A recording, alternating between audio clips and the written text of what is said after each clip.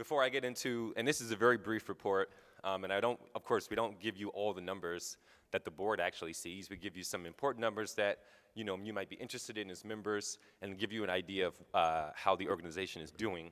I know most, if not all of you in the room have probably heard the phrase, a budget is a moral document. Many of you may be familiar with that.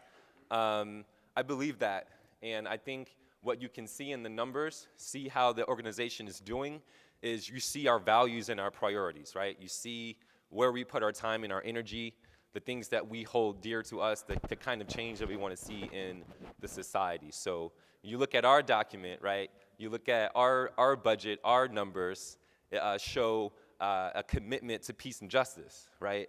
When you look at the documents and the budgets of this nation and other nations, what you see is a commitment to injustice. What you see is a commitment to oppression, to militarism, to corporate cronyism, things like that. That's what you see in those budgets. Those are their values. Our values are reflected in what we spend our money on. The golden rule, our national projects, our committees, our working groups, we spend our money on actions to bring about real positive change in our communities. So that's what you'll see in our report. Okay, real quick, oversight of VFP's treasury is sound. We have a lot of eyes on our budget and our finances, including myself, our executive director, Michael McPherson, and our staff, including Shelley Rocket, provides the numbers for us on a monthly basis, actually. We track those numbers every single month. In addition to our professional assistants from a couple of different firms, located in and around St. Louis as well. So the reporting period that we're going to give you the numbers for is January 1st to July 31st. That's just short of 3 quarters. Of course, the third quarter would go through August and September. But we're giving you numbers up through July 31st. Taking a look at member dues, very good news. Increased by about $5,100. That's very good for us. And that includes an increase in renewal dues for both veteran and associate members, as well as an increase in lifetime dues. I think a lot of the credit for the increase in lifetime dues goes to our esteemed staff member, Doug Zachary, who provides the pitch at the banquet every year, so thank you.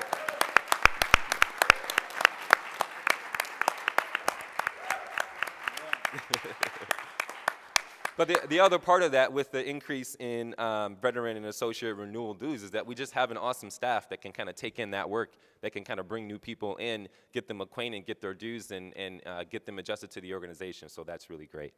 Of course, we continue to struggle to recruit younger veterans into the organization, so post 9/11 dues are down. We have a membership committee.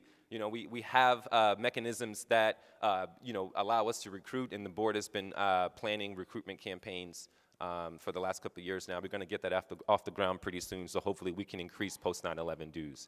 If you know some young veterans, get them to the convention next year, please. And that's a good way to keep young veterans in the convention. They get excited about being in VFP by coming to the convention and organizing with other young veterans, and then they give us their dues. Okay, on to donations. Donations decreased by $5,100 as well. We do have a slight increase in one-time and recurring member donations, which is a very good thing, but we do have a decrease in foundation grants. Again, something that was organized under Barry Ladendorf's presidency while he was serving as chair is to create a robust development committee to explore foundation grants, to have more applications to the foundations, and also use some pretty awesome technological tools that allow us to search for foundation grants a lot better. So that program is in the works. That's something that the board has been working on ever since I've been on the board, and I think we will continue to see that. Again, the board and the staff are always looking for good avenues for funding. If you know good foundations that can provide the kind of funding that our organization needs, let us know, and we'll get to it. We'll take questions afterwards. Thank you, though. We'll take questions afterwards. Okay, so donor designated funds. These are the funds that we have funds set aside for different programs in the organization. This is the balance for those funds, about $89,900, and you can see the list of the different funds here, pointing out Peace in Our Times, Golden Rule, the Korea Peace Campaign, things like that, that we have funds set aside for. You can make donations directly to those funds. Those are restricted funds, so they will only be used for those particular projects. So if you see something that you feel passionate about, contact the national office and give them your pledge and let them know that you want to see that work continue. Actually, that's most of the report. This is my email address here, Kourtney.andar@gmail.com. That's my own personal email. I answer that more often than my VFP email. So you can ask me any questions. We have a full report, of course, that is available to membership. If you want to see that, I can send it to you. So we did have a question. Speak loudly if you can. Danny Riley, I'm Chapter 69, and haven't had a whole audience here yet, so here I am.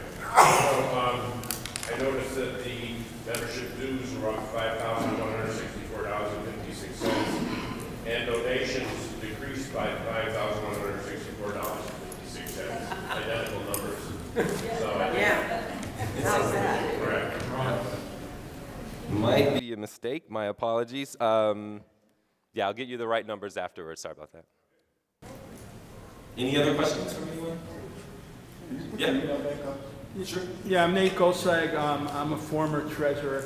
I'm really disappointed that you're not really showing numbers, and also, real numbers. And also, the reports that the board sees should be available to everyone. They are available to everyone. They are available to everyone. Anyone can get the report. We can send it to you by email. Anyone can get the report as a member.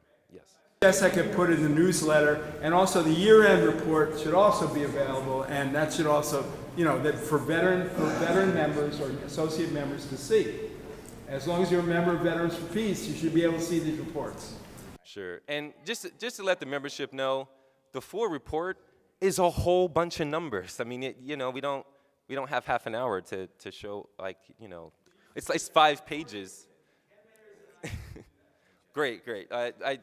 That's great. If the membership really appreciates that, that's what we will do next year. But it's 5 pages of a lot of numbers. I'm just warning you. It might not look so good on this screen. I'm just saying. I don't know if Michael has any comments on as far as providing the year-end report. That's an even more extensive report. It's a huge report, and it's a professional report that's done by an independent firm. But maybe Michael wants to comment. Nothing other than that's also available upon request too. So that is also available upon request in terms of the year-end report. Any of these reports any member can get. I don't think we want to put out our full report to just the general public, like put it in the newsletter. But any member, if you want it, you definitely have access to it.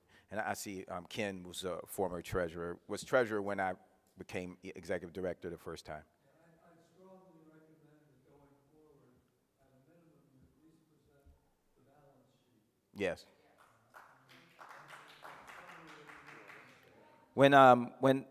When I do my report, I'm not going to exactly show the balance sheet, which I can.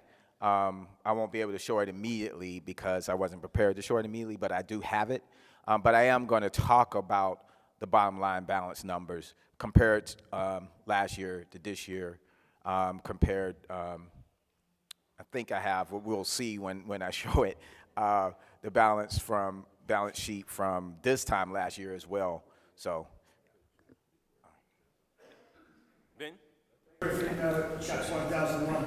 I do think it is important to have a bit more information on the screen. I understand you saying about the members can get that, but it's important that this forum is able to ask questions within this forum. It is the only it is important those questions be asked here in public, so that people can hear the answers. And I think that is important. It's the only time that the membership holds to account the financial business of this organisation. It's true. Any other questions? No? Okay, thank you, everyone.